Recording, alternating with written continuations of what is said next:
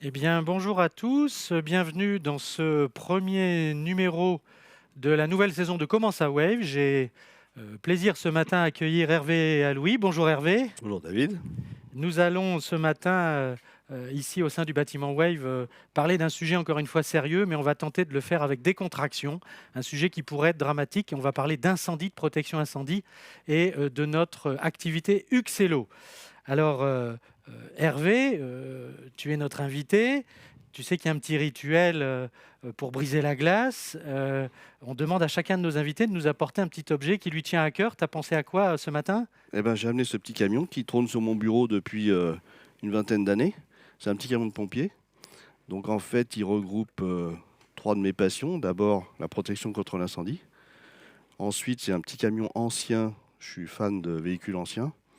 Et c'est un petit camion issu d'un des albums de Tintin, parce que je suis fan de Tintin et plus généralement de l'œuvre d'Hergé. Il y a une conduite à droite alors. Il a une conduite à droite, tout à fait. Ok, parfait. Trois questions, Hervé. Plutôt mer, montagne ou campagne? Plutôt montagne. Une raison particulière? Euh, Grande étendue, le calme, l'air pur. Alors, d'habitude, je dis petite maison connectée ou maison dans la prairie. Maison protégée, alors j'imagine. Alors maison protégée dans la prairie. Mais d'accord, très bien. Et si tu étais une ville, tu me parlerais de quelle ville? Chartres, c'est une ville Chartres. qui me tient à cœur. Euh, c'est la ville de mes ancêtres et puis c'est une belle ville médiévale, très vivante, y compris Parfait. la nuit, l'été, enfin ça Alors, bouge. on pose cette question parce qu'on a un rituel, c'est ici à Wave, comment ça Wave, on va essayer de faire des émissions dans les villes que nos invités nous ont données, donc on ira faire un comment ça Wave à Chartres. Tu viendras. Tu peux y être en 2 heures, ça va aller vite. Euh, Hervé, pour rentrer dans le sujet, tu es directeur technique chez Uxello, c'est ça? C'est ça. C'est quoi ton parcours et à quoi tu sers? Alors, mon parcours, j'ai été embauché il y a 36 ans dans une boîte de sprinkler et j'ai fait 17 ans de bureau d'études. Sprinkler, on va en parler après, on est d'accord. D'accord, D'accord. donc une boîte de protection contre l'incendie. D'accord. Et donc j'ai fait 17 ans de bureau d'études.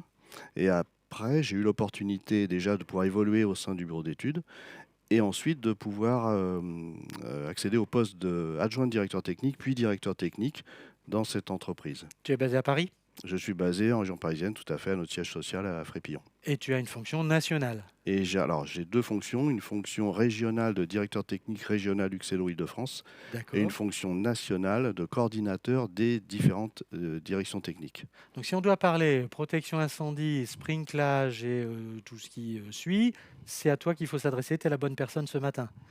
Bah pour ça, C'est oui, ce qu'on m'a dit, hein. tout à fait. Je suis pas le seul, mais oui. Alors, d'emblée, ton métier de directeur technique pour Uxello, ça consiste en quoi? Tu aides nos différentes entreprises Alors, et à Paris et en France, c'est ça? tout à fait. Déjà, j'ai un rôle en fait, de garant de la conformité technique de tout ce qu'on peut faire. Donc, on assiste au quotidien, on est une petite équipe, on assiste les chiffreurs, par exemple, pour chiffrer les choses correctement, être conforme à la réglementation, parce que c'est un métier réglementé. Oui. Les responsables d'affaires pour les aider à solutionner des problèmes sur le terrain, le bureau d'études pour les aider à solutionner des problèmes d'études.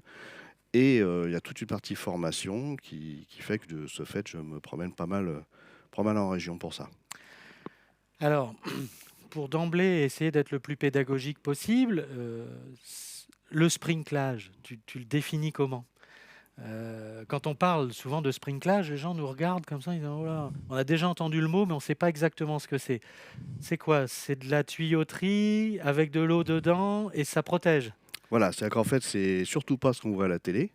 C'est-à-dire qu'en fait, ce sont effectivement des tuyauteries qui sont pour la plupart cachées dans On les faux regarde, plafonds. c'est au plafond en général, hein, c'est ça? C'est au plafond. C'est des tuyauteries équipées de têtes de sprinkler. Sprinkler en anglais, ça veut dire arroser. Oui. Une tête de sprinkler a deux fonctions. Elle détecte, puis elle arrose. Et ça fonctionne, ça détecte au-dessus d'un foyer et ça arrose un foyer pour le contenir, voire l'éteindre, en attendant l'arrivée des secours. C'est un réseau d'eau en tuyauterie, au plafond, Hmm. qui en effet est là pour, s'il y a un départ de feu, Tout à fait, on le détecte et on arrose ce départ de feu. c'est quelle couleur en général ces réseaux? C'est toujours rouge? C'est normalisé, c'est rouge. C'est normalisé. Tout à fait. Tu me Comme parles le beaucoup. gaz est jaune, par exemple. D'accord. Donc j'imagine que maintenant tout le monde va regarder et lever la tête Ah bah enfin partout. La réglementation française n'impose pas de sprinkler beaucoup. Elle l'impose par exemple dans les surfaces commerciales qui font plus de 3000 m² de surface de vente. Donc si tu vas dans un grand centre commercial, tu vas trouver du sprinkler au plafond. Par contre, si tu vas dans un petit centre commercial de quartier, il n'y en aura pas. Alors, par contre, on ne le voit pas le tuyau parce il y a le faux plafond qui Il est à ras vient du masquer. plafond, il est à ras du plafond. Ce qu'on voit, c'est ça. Ah ben on voit les deux, ça peut être en apparent. On peut voir et le tuyau et la tête branchés dessus, D'accord. Dans un parking, comme par sur exemple. cet élément, par exemple, dans un parking. Voilà. Voilà, ou dans toutes les séries télé, on en voit beaucoup. C'est souvent, on fait des gags avec ça. On est arrosé parce qu'on a. Ouais, mais justement, c'est là que c'est du cinéma. C'est-à-dire C'est qu'en là qu'il y a fait, du cinéma. quand je vais déclencher une tête de sprinkler, il n'y a que cette tête qui va se déclencher et c'est tout. Alors que dans tous les films, on voit que tout l'étage est arrosé, tout le monde est mouillé avec de l'eau propre en plus. Je vois qu'il y a une petite couleur sur le. Sur quoi? Sur l'ampoule? Tout à fait. L'ampoule, c'est le fusible.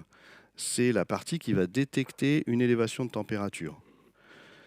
Et en fonction de la couleur, ça va détecter à des températures différentes. Donc les plus courantes, c'est 68 degrés Celsius, 93 et 141. Oui. C'est des rouges, des vertes et des bleus. Donc ça veut dire que si, dans un local, un magasin, on va prendre un magasin, c'est plus simple, s'il y a un départ de feu, une poubelle ou que sais-je, le feu prend tranquillement, il y a une élévation de température, et si la tête est plutôt pas loin, c'est cette petite ampoule qui va éclater, c'est ça? Alors, loin ou pas loin, puisqu'on peut protéger des bâtiments qui font jusqu'à 20 mètres de haut sans avoir de protection plus bas que le plafond. D'accord. En fait, la chaleur monte. Donc, cette chaleur va s'accumuler sous le plafond. Cette chaleur est constituée aussi de fumée.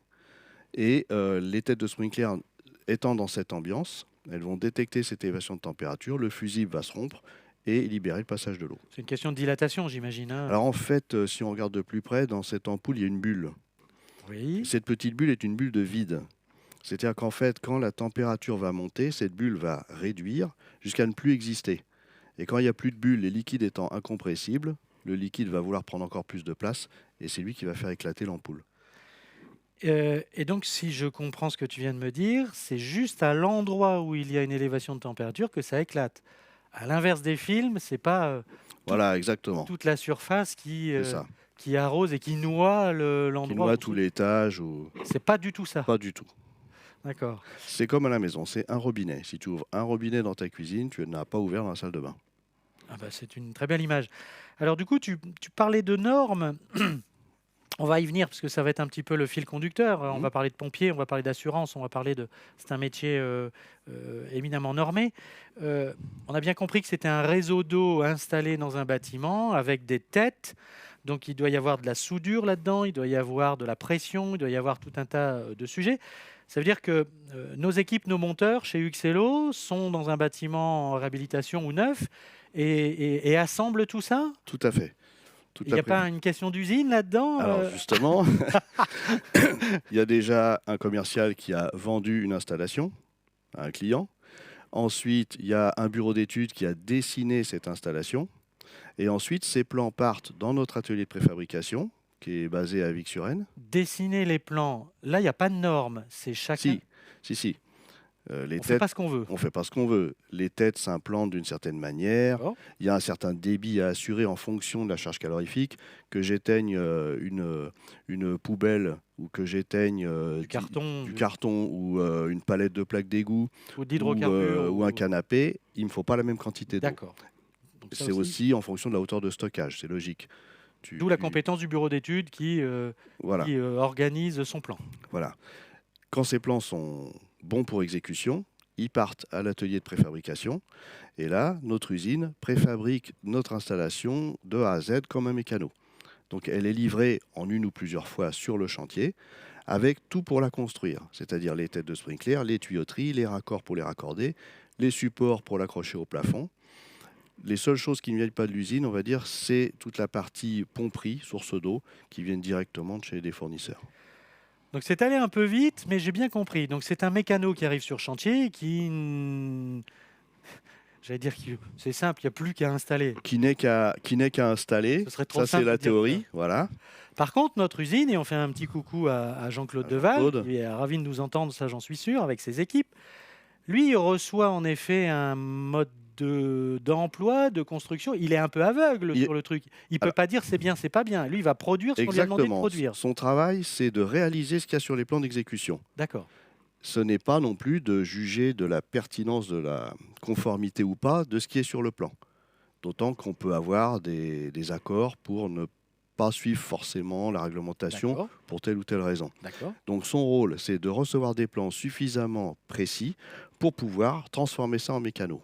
Et avec les mêmes plans d'exécution, sur le chantier, nos équipes doivent être capables d'assembler ce mécano. Donc sur chantier, on soude, on cintre, c'est de la plomberie. Alors on ne soude pas beaucoup, puisque en principe c'est interdit. Ça doit être fait en atelier, justement pour éviter de mettre le feu. On est là D'accord. pour l'éteindre, pas pour le mettre. D'accord. Et on assemble avec des raccords. Il n'y a pas en principe de travaux par point chaud.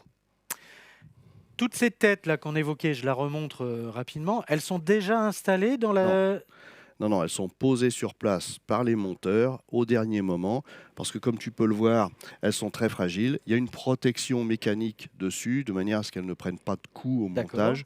Et c'est quand on monte les réseaux en toiture, on assemble les têtes, on les visse dessus. Ensuite, on enlève les protections. Alors justement, tant qu'on est sur le sujet, parce que tu montrais ça, je me permets de le prendre. Ça, c'est une innovation, ça. Tu peux nous en parler rapidement Oui, bien de sûr. cette différence entre cette tête ici et cette tête-là? Alors, sur la tête de Sprinkler qui est équipée d'une protection mécanique, on voit qu'elle est vissée sur un manchon qui est soudé sur la tuyauterie qu'on appelle une antenne. D'accord. Sur l'autre tête, on voit qu'il n'y a plus le manchon et que la tête est directement vissée dans le tube. Ça, c'est une innovation XLO. C'est un brevet qu'on a déposé dans 36 pays d'Europe parce que ça n'a jamais été fait comme ça avant. Comment ça s'appelle? Ça s'appelle le fluoperçage et le fluotaraudage. Alors, tu me parlais en introduction d'un métier normé, organisé, et pourtant ça laisse place à un peu d'innovation. Ça, c'est une innovation majeure. C'est une innovation majeure dans le métier. On est les seuls au monde à faire ça pour l'instant. D'accord. Euh, Quel est le bénéfice? Alors, le bénéfice, déjà, c'est le temps de préfabrication. Il y a un gain de temps de préfabrication à ne pas souder le manchon. D'accord. En plus, comme tu peux le voir, le fait de faire une soudure, on peut générer une fuite potentielle. Une soudure mal faite peut générer une petite fuite. D'accord. Donc, le fait de ne plus mettre de manchon, on supprime déjà cette possibilité d'avoir une fuite. Ce qui est très important dans notre métier. J'avais comme ça en tête qu'une soudure, c'est plus costaud que pas de soudure, justement, non? Oui. Oui, c'est vrai, mais c'est une fuite potentielle. C'est une fuite Il potentielle. peut y avoir un défaut de soudure. Et sur la tête qui est directement montée sur la tuyauterie, oui, là, je peux te jurer qu'il y a un trou dans le tube. Ce qui n'est pas le cas sur le manchon, j'en suis pas sûr. Ah oui, d'accord. Donc je suis sûr, je garantis à mon client qu'il y a de l'eau qui va sortir par la tête. Donc c'est... Alors je ne veux pas dire qu'on fait mal le travail et que les manchons sont soudés sans faire les trous, mais c'est une sécurité supplémentaire. On peut prouver visuellement qu'on est sûr que l'eau passera par la Donc tête. c'est un système de preuve pour le client, donc ça, ça veut dire qu'on fait bien notre métier. C'est une productivité accrue pour Pour l'atelier, oui. l'usine de Jean-Claude, hein, on y revient on à gagne du nouveau. temps, oui. Et puis ça permet, en termes de communication et de savoir-faire, de se différencier un petit peu, Tout à fait. même énormément, avec ce système qui est un brevet, hein, je crois, déposé. Hein. Ça a été breveté et surtout, tu parlais d'assureur, il faut bouger un petit peu la lignes. poussière, hein, les habitudes. Donc ce procédé a été validé par un assureur mondialement connu qui est FM Global et par tous les assureurs de la Fédération française d'assurance. Donc c'est un procédé qui est reconnu dans le métier et on peut maintenant l'installer sans demander un accord particulier. Alors justement, on parle d'installer, on a parlé de ce brevet et on parlera bien évidemment de nos amis les pompiers parce que c'est un sujet. Tu parlais de réglementation. En France, on doit équiper tous les bâtiments de protection incendie, de sprinklage. Comment c'est organisé tout ça? Alors la réglementation française est faite aujourd'hui pour que les bâtiments soient construits de manière à ne pas étendre l'incendie. potentiel. C'est-à-dire qu'en fait, tout est cantonné, tout est fabriqué avec des matériaux coupe-feu, de manière à ce que le feu ne passe pas d'un étage à l'autre, ou ne passe pas d'un canton à l'autre. Donc il y a des murs coupe-feu, des portes coupe-feu, des planchers coupe-feu. Par conséquent, la protection contre l'incendie par sprinkler est très peu demandée dans la réglementation. Uniquement sur les ERP type M, les centres commerciaux, ERP, établissements recevant du public, type M, type M, les centres commerciaux, D'accord. enfin les surfaces de vente. ça aussi c'est de la Et norme. Hein. encore uniquement, oui, ceux pour lesquels la surface de vente dépasserait 3000 m². Donc le grand centre commercial du coin est équipé, pas le petit, magasin, la D'accord. petite supérette. Ça c'est de la norme. C'est de la norme. Et les parkings de stationnement public, Oui. toujours, dès lors qu'ils ont plus de 3 étages. D'accord. C'est-à-dire qu'en fait, un parking qui ferait que 2 étages, même s'il est public, il n'y a pas d'obligation non plus à le protéger. Donc, et ça s'arrête là, la protection. Mais on peut faire mieux que mieux. Enfin, Bien sûr, si je souhaite le faire tout pour, à fait. je ne sais pas, plus de protection, plus de sécurité, je peux le faire. Tout à fait. N'importe quel industriel qui veut se protéger, bien sûr, peut le faire. D'accord. Donc c'est normé dans la construction de bâtiments. Tu as parlé de bâtiments cantonnés pour pas que Oui. ça se propage. C'est différent ailleurs. La France est un cas à part. Comment ça marche tout ça? Alors un cas à part, peut-être pas, mais c'est différent. Le sprinkler est un vieux métier qui a presque 200 ans, qui vient des États-Unis. C'est pour ça qu'il y a beaucoup de mots anglo-saxons dans le langage D'accord. de notre métier. En France, par exemple, un IGH, c'est, GH, immeuble de grande hauteur. très bien. Alors il y a aussi les IMH qui viennent de sortir, donc immeuble de moyenne hauteur. D'accord. En fait, c'est un tronc central coupe-feu 4 heures, dans lequel il y a toutes les utilités, les gaines techniques, les ascenseurs, les escaliers, ainsi de suite, et accroché sur ce tronc, des planchers coupe-feu. D'accord. Ça, c'est la construction en France, par exemple. Aux États-Unis, c'est différent. C'est de la construction avec des matériaux qui ne résistent pas au feu, comme le béton armé. D'accord. Par exemple, des constructions métalliques. On a hélas vu Plus malléable. des Twin Towers, par exemple. Oui. Donc, le métal, il ne faut pas perdre de vue qu'à 500 degrés, il perd la moitié de sa résistance mécanique. D'accord. Les forgerons, hein, c'est ce qu'ils faisaient, ils chauffaient le métal pour le tordre. Et du coup, par contre, le sprinkler est imposé. Alors, suivant les pays d'Europe, c'est à partir du 4e étage ou c'est dès le rez-de-chaussée, suivant les, les différents pays européens. Par rapport à tout ça, cette norme, cette réglementation, est-ce qu'il y a des labels qui fait que Huxello a le droit de répondre à ces marchés? On est nous aussi certifiés, labellisés? Tout à fait. Il y a effectivement la norme et il y a le plus. C'est-à-dire qu'en fait, il existe un organisme qui s'appelle le CNPP, Centre national de protection et de prévention, qui délivre des certifications pour qu'on puisse faire notre métier. Donc nous sommes certifiés par le CNPP pour faire... C'est l'autorité qui met. C'est l'autorité compétente pour nous qui nous a donné nos certifications, qui ne sont valables que 3 ans. Ça veut dire que tous les ans, on a un audit de suivi et tous les 3 ans, un audit de renouvellement. D'accord. Donc c'est quand même assez réglementé. Pour toutes nos entreprises ou c'est en centralisé? Non, c'est pour toutes nos entreprises, Toutes nos tous entreprises. nos points de chute. D'accord. Euh, Donc un label, on a un tampon CNPP, c'est ça le. alors on a un numéro de certification D'accord. qui apparaît sur nos offres techniques, sur nos papiers en tête, ainsi de suite. Et bien souvent, dans les cahiers des charges, il est demandé que l'entreprise, justement, soit certifiée. Ah, c'est ce que j'allais te demander. Est-ce que les clients demandent encore ça? Ou Alors, est-ce qu'ils se fient à la réputation? non, en fait, les clients, en tout cas les cahiers des charges, demandent que l'installation soit réalisée par une entreprise titulaire de ces certifications. Du coup, ça limite le marché. On ne doit pas être beaucoup sur ce marché. On est une vingtaine d'installateurs certifiés. D'accord. Il y en a peut-être 2 fois plus des non certifiés qui ont des petits marchés qui ne sont pas des concurrents pour nous, en fait. D'accord. Hein. Mais il n'y en a pas des pages dans l'annuaire comme un plombier, quoi.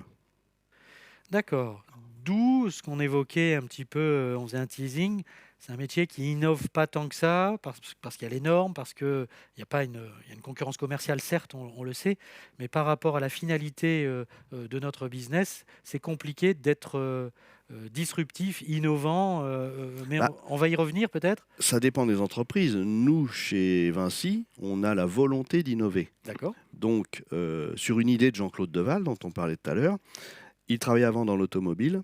Et dans l'automobile, pour visser des vis dans des corps creux, on procède de cette manière-là. Le fameux Et il s'est fluoperçage. dit, pourquoi ne pas le faire sur une tête de sprinkler? Donc l'idée est venue de lui. Donc on a fait faire pas mal de tests de pression, de résistance mécanique, de calcul hydraulique, de D'accord. corrosion, ainsi de suite, par un organisme qui s'appelle le CETIM. Donc en fait, c'est la volonté aussi de chercher. Si on reste dans notre coin et qu'on suit bêtement la réglementation, on peut faire ça toute notre vie, quoi. Oui. Tu vas faire plaisir à beaucoup de gens en parlant comme ça, c'est Ah bon? formidable. Ben non, mais c'est bien. C'est en essayant justement de faire bouger les Ah, il faut lignes et se démarquer, je pense. exactement. Heu, cette fameuse réglementation qu'on évoque, le CNPP et puis d'autres, et je le disais en préambule, l'incendie, c'est pas toujours rigolo quand même, c'est fait de drame. C'est Hélas. ça, hélas, c'est ça qui pousse l'évolution des normes, des réglementations Oui, mais c'est très lent. en France et à l'étranger, j'imagine? Parce que quand il y a un drame à Tout à l'étranger, on fait. se dit: «Comment c'est chez nous?»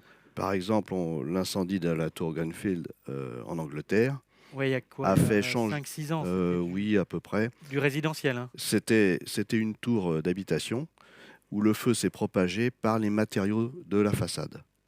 Donc aujourd'hui, en France, la réglementation a changé sur la constitution de ces matériaux. Parce qu'on a pris l'exemple. Parce que malheureusement, on a eu un drame avec cette tour et ça a servi de leçon. Aujourd'hui, on voit trop souvent aux informations des incendies dans des vieux hôtels ou dans des EHPAD avec malheureusement des victimes. En général, les gens meurent malheureusement asphyxiés parce qu'ils n'ont pas le temps ou la possibilité d'évacuer. Eh bien, le sprinkler résidentiel, c'est quelque chose qui vient de sortir en France, Oui. qui existait déjà aux États-Unis, mais qui apparaît en France, ça fait à peu près 2 ans. Donc c'est une catégorie de sprinkler bien spécifique pour protéger ce type d'établissement. Alors moi, je suis un peu perplexe parce que, comme tu l'as dit, si en France, on construit avec des normes pour que ça ne se propage pas, on cantonne des matériaux coupe-feu, heu, pourquoi il faudrait sprinkler encore en plus? Enfin, on empile toutes les protections. Si les matériaux ne prennent pas feu, voilà, dont acte, il y a pas besoin de faire du sprinklage. En fait, tout prend feu, à part le métal, la pierre et le verre. D'accord, Donc là, ici, nous ne sommes entourés que de combustible, à commencer par nous-mêmes. d'accord. Donc, ajouter une protection contre l'incendie, c'est déjà se protéger. Et surtout, je disais tout à l'heure, c'est les assureurs qui payent à la fin. On va y venir. Tu vas trop vite, Je vais trop vite. c'est la question Ah, d'après. Non, pardon. non, mais non, mais vas-y, les assureurs payent à la fin, donc Voilà. il y a Donc, ce sont nos alliés parce que c'est eux qui demandent à leurs clients de se protéger contre l'incendie pour qu'en cas de sinistre, le coût soit réduit. les fameux assureurs, parce que c'est un gros bloc ça, quand on a préparé l'émission, je te disais, amis ou contraintes? Les assureurs? Alors, Ce sont nos amis ou tout c'est à l'heure, j'ai dit les deux. Ce sont nos amis parce que de toute façon, ce sont ces gens-là qui sont les prescripteurs. Donc, si demain, ils ne préconisent plus de sprinkler, on sera cantonné sur le domaine de la réglementation qui est assez faible. d'accord. Et je dirais ennemis parce que c'est une contrainte dans le sens où ce sont eux les autorités ayant juridiction, c'est eux qui nous contrôlent. Donc forcément, à partir du C'est moment où tu as un l'assureur qui contrôleur, te contrôle? en général, c'est lui qui a son mot à dire. C'est lui qui choisit le référentiel, c'est-à-dire la norme à suivre. D'accord. Et il contrôle nos installations, oui. Donc, mais ce sont nos alliés de toute façon. Tu me citais encore une fois quand on préparait, l'émission, enfin moi j'ai appris ça, un assureur, il voit tout de suite la fin de l'histoire en fait. Il se dit Tout à fait. quand il y a un sinistre, il se dit: «L'entreprise va se casser la figure» ou il y aura drame humain certainement et puis, c'est derrière, perte d'exploitation, drame économique, c'est ça? Bah, dans son métier, dès lors qu'il prend un nouveau client, il doit justement calculer ce risque maximum. Il doit dire voilà, si tout est détruit, combien ça va coûter? Oui. Et en fonction de ça, il va prendre des dispositions. Il va préconiser peut-être des murs coupe-feu, il va peut-être préconiser de mettre du sprinkler pour justement diminuer le coût de la prime incendie. Parce que comme tu viens de le dire, un bâtiment qui brûle, bon, bah, ça coûte cher. Perte d'exploitation, chômage technique, peut-être louer d'autres bâtiments, et puis peut-être aussi rompre une chaîne. Par exemple, il y a des constructeurs automobiles qui imposent le sprinkler à leurs sous-traitants parce que tout marche en flux tendu. Donc si un constructeur automobile se fait livrer ses pare-chocs par une société bien connue qui en fabrique, si demain il n'y a plus de pare-chocs sur les voitures, la chaîne est arrêtée. D'accord. Donc il y a aussi ce côté-là. Alors, il y a une chose qui est importante à noter, on l'a peut-être pas dit d'emblée, mais Uxello agit sur tous les pans de l'activité en France. Tous les domaines, ouais, C'est pas que le tertiaire, c'est pas qu'une belle tout à tour de fait. bureau ou un. Non, non, non, on fait. Alors, évidemment, suivant les régions, on est spécialisé dans tel ou tel domaine. Par exemple, dans le Grand Ouest, on fait beaucoup d'agroalimentaire. En région parisienne, on fait beaucoup de tertiaire. En Normandie, on fait beaucoup d'industrie. D'accord. Mais on touche à tous les domaines. D'accord. Donc, un magasin quelconque, je ne vais pas citer de marque, mais euh, du retail, de la logistique, tout ça, ce sont les secteurs d'activité Tout de. à fait. Et alors, imaginons un bâtiment de logistique. Euh, on fait une installation sprinklage et puis la destination du bâtiment change, c'est-à-dire on ne stocke plus des vêtements, mais on stocke de l'huile. Il y a quelque chose qui change par rapport à la protection incendie? Qu'est-ce qui se passe quand c'est comme ça? C'est tout à fait juste. En fait, une protection contre incendie par sprinkler, elle est adaptée à l'activité et au stockage qui est en dessous. C'est-à-dire Toujours. toujours. C'est-à-dire que dès lors que ça change, il faut adapter l'installation. Je reviens à mes assureurs, c'est eux qui te disent de l'adapter? Comment? Non, en fait, ça ne se passe pas comme ça. Notre client final, quand il a acheté son installation, c'est comme un airbag dans une voiture. Elle est là, elle ne bouge pas, mais il faut qu'elle fonctionne le jour J. Pour ça, il a un programme de maintenance avec des opérations hebdomadaires jusqu'à trentenaire. Et dans les opérations semestrielles, c'est les seules opérations qu'il ne peut pas faire lui-même, qui doivent être faites par une entreprise certifiée, parce que tous les 6 mois, un vérificateur vient tester la pomperie, et ainsi de suite, vérifier que tout fonctionne bien, mais surtout refait toute cette étude de risque, c'est-à-dire qu'il passe partout dans tous les locaux et vérifie que l'affectation des locaux n'a pas changé. Et si c'est le cas, il y a une action à mener pour réadapter la protection. De ce que j'entends, de ce que tu me dis, c'est que ce métier est éminemment technique. On est vraiment au contact du client final. Donc Mmh, ça, c'est plutôt très intéressant dans des métiers que je compare à l'électricité ou mmh. CVC, parce que dans ces métiers, on a parfois affaire au promoteur et puis on n'a pas trop le client final. Ça arrive aussi, hein. Ça arrive aussi. Bon, ok. Donc, Quand on protège un entrepôt logistique, on a affaire au promoteur, on ne sait pas forcément ce qui va être stocké dedans. mais tu seras appelé en fonction de la destination. Bon, Mais voilà, à la fin, il arrive que, ou même dans les tours de la Défense, c'est déjà arrivé qu'on revienne et qu'on réadapte la protection en fonction de ce que le locataire faisait avec ses bâtiments. ton métier ou le métier des entreprises Uxello en France est éminemment gourmand en eau. Oui. Il y a un sujet là-dessus sur. Et puis on touche à la politique RSE de l'entreprise, de faire attention à ce qu'il n'y ait pas de fuite ou ce genre de choses. Non, c'est un sujet, ça? Alors, gourmand en eau, oui et non. Effectivement, à partir du moment où on installe des tuyauteries avec de l'eau dedans, potentiellement, il y a des raccords, il y a des têtes, il y a des sources de fuite. D'accord.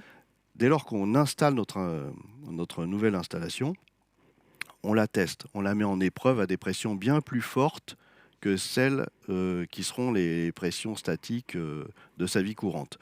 Donc on fait ce genre de test. Donc en amont déjà, il arrive qu'on ait des fuites à réparer.